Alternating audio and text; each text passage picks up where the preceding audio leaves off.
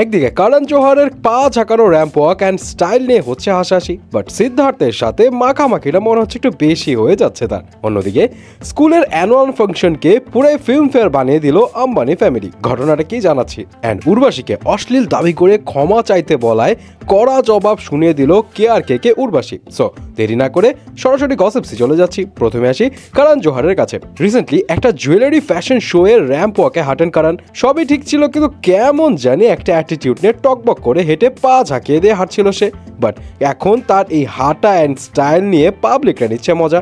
Jewellery ইভেন্টে করণের কাজ কি ভাই? এগুলো তো মেয়েরা পরে হাঁটার কথা না। মানে করণের গলার সুন্দর নেকলেস দেখে অনেকেই বলছে রে বিয়ের জন্য বোধ হয় গলায় মঙ্গলসূত্র পরে ঘুরে বেড়াচ্ছে বেচারা। অনেকে আবার তার এই হাঁটাকে হিরোইনদের সাথে হাঁটার সাথে করছে তুলনা। দুষ্ট নেটিজনদের কেউ কেউ তো দাবি করছে হয়তো অন্য কোনো অ্যাক্ট্রেসের এই আউটফিট পরে হাঁটার কথা ছিল। শেষমেশ ইভেন্টে না আসায় করণকে দিয়ে প্রক্সি চালিয়েছে, কারণ করণের বর্তমান ফিটনেস কিন্তু ওই রকমই, তাই না? যাই হোক, ওই ইভেন্টে সিদ্ধার্থ মালহোত্রা র্যাম্পে হাঁটে অ্যান্ড তার গলাতেও কিন্তু নেকলেস ছিল। রয়্যাল ব্লু স্যুটে তাকে দেখতেও বেশ হ্যান্ডসাম লাগছিল, বাট দেন অ্যাগেন সিদ্ধার্থকে নিয়ে পাবলিকরা নিচ্ছে মজা। কিন্তু কারণ কি? কারণ হচ্ছে একটু পরে সিদ্ধার্থ অ্যান্ড করণ দুইজনকে একসাথে দেখা যায়। এমনিতে তাদের দুজনকে নিয়ে তো রুমার আগে থেকে ছিল, অ্যান্ড এখানে সিদ্ধার্থের অ্যাপ্রোচ দেখেই মনে হচ্ছে সে ইচ্ছা করে করণের সাথে এমন খুনসুটি করছে, যেটা দেখে নেটিজনদের দাবি করণের নেক্সট প্রজেক্টে কাজ পাওয়ার জন্য হয়তো সিদ্ধার্থ এমনটা করছে। অনেকে বেচারি কিয়ারার জন্য আফসোস করছে। তবে বলে রাখি, তাদের মধ্যে বন্ডিং কিন্তু আগে থেকেই ভালো। বাই দ্য ওয়ে, ওই ইভেন্ট থেকে বের হওয়ার সময় করণের এই নেপো বেবি ওয়ালা টি শার্ট দেখে সবাই বলছে করণ তো দেখে ট্রলকে ট্রল করে ফেললো।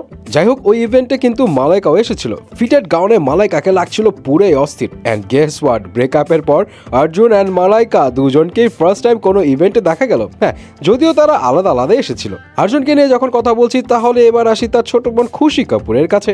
খুশি অ্যান্ড জুনায়েদ খান তাদের মুভি লাভ ইয়াপের প্রমোশনের জন্য বিভিন্ন ইভেন্ট অ্যাটেন্ড করছে। তো রিসেন্টলি একটা ইভেন্টে খুশিকে জিজ্ঞেস করা হয় জুনায়েদ অ্যান্ড খুশির মধ্যে কমন ফ্যাক্ট কি, অ্যান্ড সে জানায় তারা দুইজনই ইন্ট্রোভার্ট। সো বেশি কথা বলা তাদের পছন্দ নয়, বাট নেটিজনদের দাবি নেপো কিডদের এত কথা বলতেও নেই। অন্যদিকে বলিউডের স্টার কিডদের স্কুল হিসেবে পরিচিত ধীরুভাই আম্বানি ইন্টারন্যাশনাল স্কুলের অ্যানুয়াল ফাংশনের একটা ভিডিও হচ্ছে ভাইরাল, যেখানে দেখা যায় ওই স্কুলের বাচ্চারা ন্যাশনাল অ্যান্থেমের মতোই একসাথে তাদের স্কুলের গান গাচ্ছে, অ্যান্ড তাদের মাঝখানে দাঁড়িয়ে আছে নীতা আম্বানি। সোশ্যাল মিডিয়াতে এই ভিডিও ভাইরাল হওয়ার পর নেটিজনেরা মজা করে বলছে এটা তো কোনো অ্যানুয়াল ডে নয়, বরং ফিল্মফেয়ার অ্যাওয়ার্ড, যেখানে প্যারেন্টসরা সবাই চিফ গেস্ট। পুরাই অন্য একটা দুনিয়া আম্বানি তাদের জন্য বানিয়েছে। অনেকে তো এটাও বলছে এই গান নাকি নীতা আম্বানি লিখেছে বলেছে মাঝখানে দাঁড়িয়ে আছে। যাই হোক, এখন নেটিজনদের এসব কথায় তো আম্বানিদের কিছু আসে যায় না। বাট এবার উর্বশীকে অশ্লীল মন্তব্য করায় একদম কড়া জবাব শুনিয়ে দিল KRK Urvashi. Recently Urvashi and Nandamuri বালাকৃষ্ণার একটা গান রিলিজ পায়,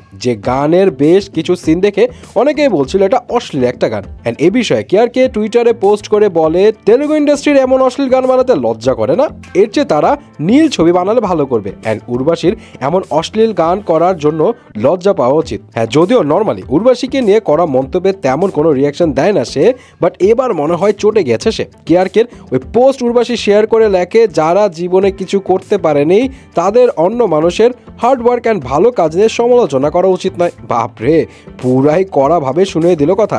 কিন্তু KRKও কিন্তু কম যায় না, সে আবার আরেকটা পোস্ট করে জানায় আমি কি অর্জন করেছি সেটা পুরো বলিউড জানে, কারো ভালো কাজ নিয়ে আমার কোনো আপত্তি নেই, বরং যেটা সামাজিকভাবে দৃষ্টিকটু সেটা নিয়ে আলোচনা হবে। সো গাইস, এই তো ছিল বলিউডের লেটেস্ট কিছু গসিপসের আপডেট, এবং এগুলো জেনে আপনি কি ভাবছেন জানাবেন কিন্তু।